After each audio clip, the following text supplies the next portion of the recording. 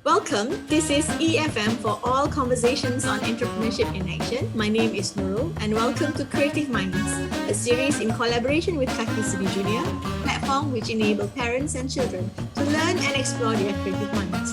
Today, we are speaking to Afi Sulaiman, an artist who enjoys introducing arts appreciation through illustration and stories, and currently offering fun classes for children on kakisenijunior.com. Welcome, Afi.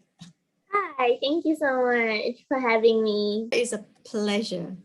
Okay, so Afi, I've seen your offerings in the classes, and can you just tell a bit about yourself, and then what led you to be part of Kaki Seni Junior platform?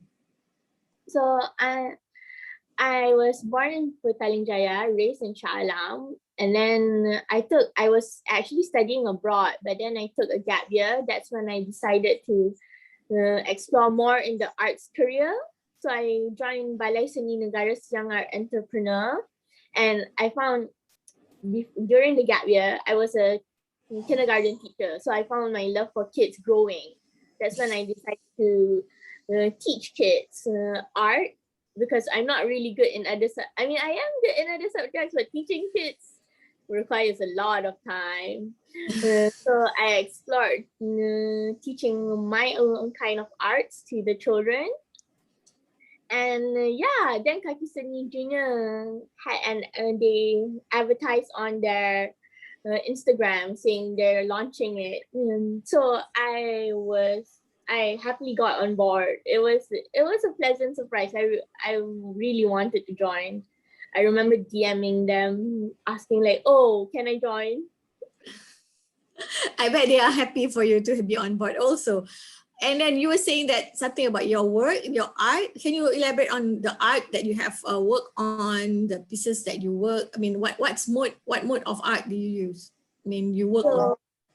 Before this, I was doing just digital art. Like I was just drawing on my iPad. But then I wanted to explore paper collages because I was inspired by this one artist. She's not local lah. So last year during the MCO, I tried exploring with paper collages, but it was a bit hard for me because I noticed she only uses like expensive like hard paper with texture. So that's why I decided like I can get those for free online. So that's how I explored digital collage instead. So I turned the paper collage literally into digital by digitalizing it. Oh, okay. That sounds interesting. Okay. So you are saying that these are the one that you are now offering on the Kaki Seni Junior platform. Those are the classes? Yeah. So those are the classes. I offer both digital and paper collages. So the paper where the children can get their hands dirty, just rip off papers or like cut them and not draw, but like learn about shadings as well as like shadings and shapes. But the digital collages is much more technical. It's not that technical. It's still like drawing. And like I said, pasting, because I don't actually paint it. I use like wallpapers I get from the internet to paste. So they have to gather images and then I'll be providing the images. tearing the Yeah, so they draw and then they'll copy and paste the images on top of their drawing. So it's like layered. Okay. So that's I guess there's a technical term for it, but in layman term, it's cutting and pasting, but digitally. Yeah. Right? Exactly. Yeah. Okay. So, and then the other one is whereby the physical paper and scissors and glue and whatnot. So, for those two classes that you have mentioned, I guess what age group are you? I mean, you are teaching the classes to? I'm teaching from 7 years old till 12 years old, but I've had inquiries about if adults can join as well, and I'll happily accept teenagers and adults as well. But for now, I'm trying to teach between the primary school children because it's much, not, I wouldn't say much easier, but they're more accepting towards my teachings because they don't talk back or have questions, because teenagers are a bit hard for me. Okay, understand. Having a teenager son myself, I understand. Yeah. Okay, so um, when we come to the class, is there like when, okay, parents sign up the children. So when they sign up, do you want them to have some, is there a requirement before signing up for your class? Or is that it's for any children? No, there's no requirement except for the because now it's old, so they'll probably need like old magazines or either an iPad or a stylus with Procreate installed, but there's no experience needed. They don't need to be tech savvy or they don't need to know how to, but they probably need to know how to use scissors under parental supervision. But yeah, it's for all to enjoy. So there's no experience needed, no knowledge needed in this because it's just a fun activity for them to do. So it's a fun activity for them to participate in. I guess you will be okay if, I mean, like you said, but for school children, they are familiar with scissors really, but maybe if some younger ones, you don't mind the parents to sit in the class with you, with the child to attend your class, right? Yeah, I don't mind. I actually highly encourage it because then they get to bond with their children and in classes and they learn as well. Because some parents, they think like, oh, it's for children, so they don't that actually they can learn from their child as well when they're doing activities together. Like they can understand the child's creativity, how the potential the child has. Yeah, so it's good if for the younger kids, it's good if the parents sit together and do the activity while attending your class. Is that what you highly encouraged the parents to be part of it? Okay, good. So that like you said just now, the teaching method is like there's a digital method and then as well digital as in using the digital what do you call it just now? Digital collages. Digital collaging, and then there's the physical collaging. So what kind of benefits will the children gain after attending your class? So for me, I think the benefits is they get to differentiate between shades and colors because that's basically what I teach. So for the paper collages, I teach the paper collages depends on the shading, like there's darker shades, lighter shades, but for the digital collages, I add in details, the illustration pop, and then they get to like for paper collage, obviously fine motor skills as well as digital collage because they'll be gripping the pencil and all that for younger children to learn, as well as they get to unleash their creativity based on what they observe.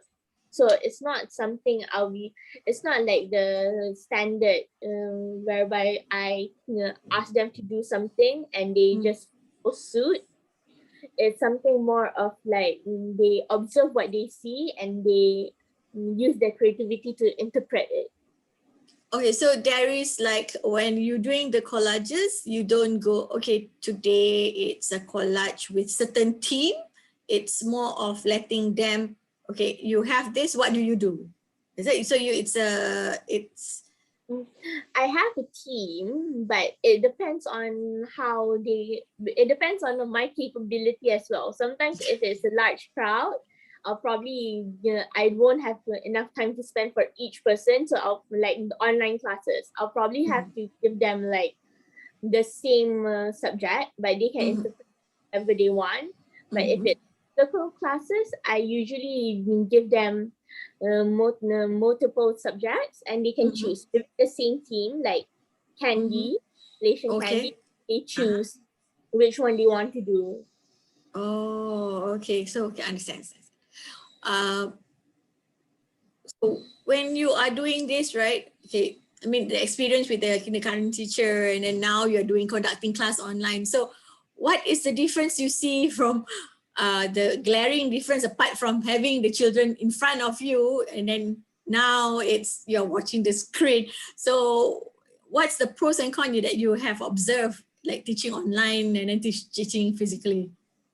Like for me, physically, you can it's not as accessible for everyone because sometimes they live really far away or even in another state. Mm-hmm. Now with the pandemic, it's quite tricky with social distancing with children. Mm-hmm. So Yes. it's safe. But Mm-hmm. whereas online is much more easily accessible for everyone to join Mm-hmm. in free as long as the time zone suits you. Mm-hmm. And can actually do class. I can do classes in a wider range of audiences, but that I still need a bit baby steps. I'm doing a smaller group, and then if I can smaller group, I'll expand to a larger group. But then for online classes, it's you require like at least a tablet or a laptop or a computer or even a smartphone. So I'm not sure. I don't know if like everyone has that access. Mm-hmm. So that's the drawback lah. And then it's less personal because I'm not physically there to give them guidance. But with offline, it's more personal, and there's physical interaction. So, and I can actually see the artwork and the student doing it. Mm-hmm. And I also can provide the materials for them. Like some materials, I can just print it myself and give it to them instead of them